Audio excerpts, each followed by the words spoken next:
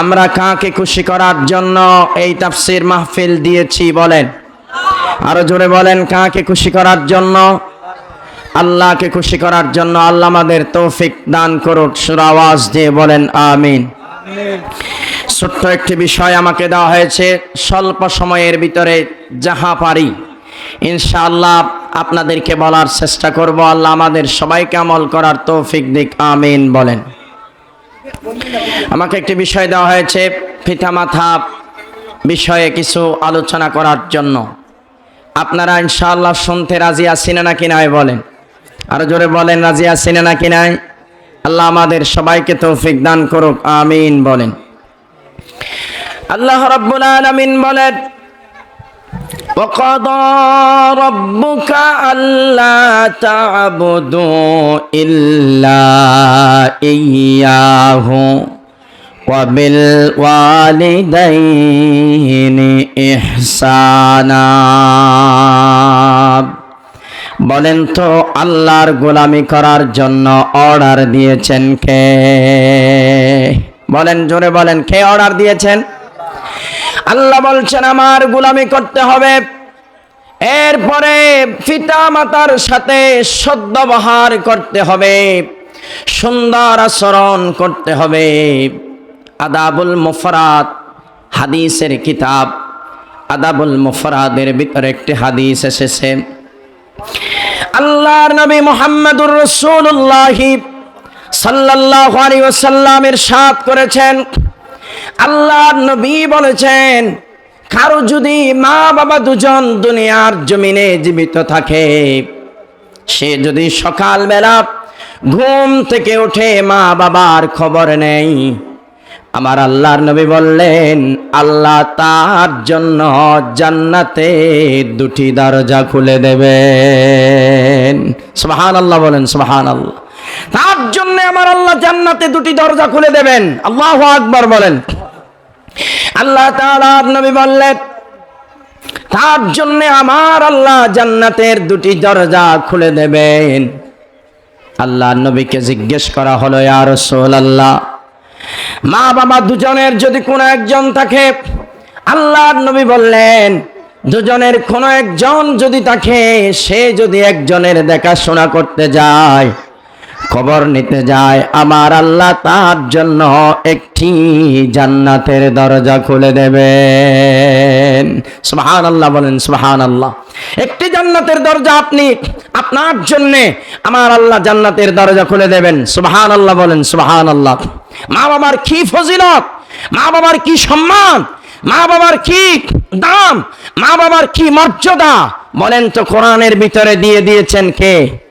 আরো জোরে বলেন, কে দিয়ে দিয়েছেন? আল্লাহ দিয়ে দিয়েছেন। আল্লাহ বলেছেন, ইম্মা ইয়াবলুগান্না ইনদাকাল কিবারা আহাদুহুমা আও কিলাহুমা ফালা তাকুল লাহুমা উফফিন ওয়ালা তানহারহুমা وَقُلْ لَهُمَا قَوْلًا كَرِيمًا। আল্লাহু আকবার বলেন। আল্লাহ বললেন মা বাবা বৃদ্ধ বয়সে তোমার কাছে মা বাবা দুজন থাকতে পারে, অথবা দুজনের কোনো একজন তোমার কাছে থাকতে পারে। ফালা তাকুল লাহুমা উফিন, তাদের সামনে উফ শব্দ পর্যন্ত উচ্চারণ করবে না। বলেন তো আমাদেরকে বলে দিয়েছেন কে? আল্লাহ বলেছেন উফ শব্দ উচ্চারণ করা যাবে না। বাবা তোমাকে আঘাত করেছে, আল্লাহ রাসূল বলেছেন কুকুরের মতো ঘর থেকে বের হয়ে যাও। বাবা যদি বলে, মা যদি বলে আমার ঘর থেকে বের হয়ে যাও, কুকুরের মতো ঘর থেকে বের হয়ে যাবা। আবার যদি বলে আমার ঘরের ভিতরে ঢুকো, আস্তে করে ঘরের ভিতরে ঢুকবা, চোখ লাল করে মাথা উঁচু করে বাবার বিরুদ্ধে মায়ের বিরুদ্ধে কোনো কথা বলবা না। সুবহানাল্লাহ বলেন, সুবহানাল্লাহ। বাবা মা দুজন আপনার কাছে থাকতে পারে, আল্লাহ রাব্বুল আলামিন বললেন ফালা তাকুল লাহুমা উফিন, তাদের সামনে উফ শব্দ উচ্চারণ করবে না। ওয়ালা তানহারহুমা, আর তাদেরকে ধমক দিয়ে কথা বলবে না। আল্লাহ বললেন ওয়াকুল্লাহুমা কওলান কারীমা, তাদের সাথে সুন্দর ব্যবহার, তাদের সাথে ভালো আচরণ করবে। জোরে আওয়াজ দিয়ে বলেন অর্ডার কার? আরো জোরে বলেন না অর্ডার কার? আল্লাহর অর্ডার ফরজ। আল্লাহর অর্ডার মানা কি? জোরে বলেন অর্ডার মানা কি? ফরজ। কোরআনের প্রত্যেকটা আয়াত মানা, কোরআনের প্রত্যেকটা হুকুম আহকাম মানা, আদেশ নিষেধ মানা আমাদের মানুষদের জন্য ফরজ করে দিয়েছেন কে বলেন?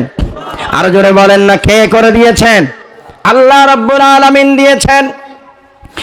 আল্লাহর নবীকে হযরত ইবনে মাসউদ রাদিয়াল্লাহু তাআলা আনহু জিজ্ঞেস করলেন, আইয়ুল আমালি আহাব্বু ইলাল্লাহি তাআলা, হে নবী আকরাম সাল্লাল্লাহু আলাইহি ওয়াসাল্লাম, কোন আমল আল্লাহর নিকটে সবচেয়ে বেশি দামি? আল্লাহর নবী বললেন, আসসালাতু লিওয়াক্তিহা, ওয়াক্ত মতে নামাজ পড়লে আমার আল্লাহ বেশি খুশি হয়। সুবহানাল্লাহ বলেন সুবহানাল্লাহ। ওয়াক্ত মতে যদি নামাজ আদায় করেন আপনি খুশি হবেন কে বলেন? জোরে বলেন খুশি হবেন কে? আল্লাহর নবী বলেছেন আসসালাতু লিওয়াক্তিহা, ওয়াক্ত মতে আপনি নামাজ পড়বেন, এই নামাজ আল্লাহর নিকট সবচেয়ে দামি নামাজ। এরপরে আল্লাহর নবীকে জিজ্ঞেস করা হলো, সুম্মা আইয়ুন ইয়া রাসূলুল্লাহ, আল্লাহর নিকট এরপরে দামি কাজ কোনটি? আল্লাহর নবী বললেন, বিররুল ওয়ালিদাইন, মা বাবার সাথে সুন্দর ব্যবহার করলে আল্লাহ বেশি পছন্দ করেন। আল্লাহু আকবার বলেন। মা বাবার সাথে যদি আপনি সুন্দর আচরণ করেন, মায়ের সাথে যদি আপনি সুন্দর আচরণ করেন, বাবার সাথে যদি আপনি সুন্দর আচরণ করেন, বলেন তো পছন্দ করবেন কে? আল্লাহ পছন্দ করবেন, আল্লাহ আপনাকে ভালোবাসবেন, আল্লাহ আপনাকে মহব্বত করবেন, কারণ আপনি মাকে ভালোবাসেছেন, মার সাথে সুন্দর ব্যবহার করেছেন। খারাপ ব্যবহার করলে খবর আছে নাকি নাই বলেন? আরো জোরে আওয়াজ দিয়ে বলেন না খবর আছে নাকি নাই? যারা পৃথিবীর জমিনে যারা সন্তান, যারা পৃথিবীর জমিনে আল্লাহর কোরআন মানতে চায় না, যারা পৃথিবীর জমিনে আল্লাহর দ্বীন ব্যবস্থা ইসলামকে মানতে চায় না, যারা রাসূলের আদর্শ নীতি বাস্তবায়ন করতে চায় না, আমি বলবো তারা মা বাবার বিরুদ্ধে কথা বলবে, মা বাবাকে আঘাত করবে, মা বাবার দিকে চোখ রাঙিয়ে কথা বলবে। জোরে আওয়াজ দিয়ে বলেন ঠিক কিনা? আরো জোরে আওয়াজ দিয়ে বলতে হবে ঠিক কিনা? তারা মা বাবার বিরুদ্ধে কথা বলবে, মা বাবাকে চোখ রাঙিয়ে কথা বলবে। যারা মা বাবার বিরুদ্ধে চারণ করবে, বাবা বলবে শরীয়ত ভিত্তিক একটা, সে করবে আরেকটা। বাবা বলবে শরীয়ত ভিত্তিক অন্য পথ, সে খুঁজে নেবে হারাম পথ। এইগুলো যারা সন্তান ব্যতীত আর কেউ হতে পারে না, ঠিক কিনা বলেন? আরো জোরে আওয়াজ দিয়ে বলেন না ঠিক কিনা? উহুদের ময়দানে একজন মহিলা সাহাবী আল্লাহর নবীর দরবারে আসলেন, ইয়া রাসূলুল্লাহ, আমার মা মুশরিকা, ঈমান গ্রহণ করেন নাই। উহুদের ময়দানে আপনি নবীর বিরুদ্ধে যুদ্ধ করার জন্য কাফেরদের পক্ষ হয়ে এসেছেন, সে আমার কাছে সাক্ষাৎ করার জন্য এসেছেন। আমি তো মুসলমান, আমার মা মুশরিকা। আল্লাহর নবী বললেন, তুমি আমার কাছে কি জন্য এসেছো? আল্লাহর নবীকে বললেন, আফাসিলহা, ইয়া রাসূলুল্লাহ, আমি কি আমার মায়ের সাথে সুন্দর ব্যবহার করব, নাকি আমার মায়ের বিরুদ্ধে আমি প্রতিবাদ করব? আল্লাহর নবী বললেন, ক্বালা নাম সিলিহা, ও সাহাবী, তোমার মায়ের সাথে খারাপ আচরণ করো না, সুন্দর ব্যবহার করো, সুন্দর আচরণ করো, উত্তম আচরণ করো। আমার রাসূল এই শিক্ষাটা আমাদেরকে দিয়েছেন। জোরে আওয়াজ দিয়ে বলেন আল্লাহু আকবার। আমার রাসূল আমাদেরকে এই শিক্ষাটা দিয়েছেন।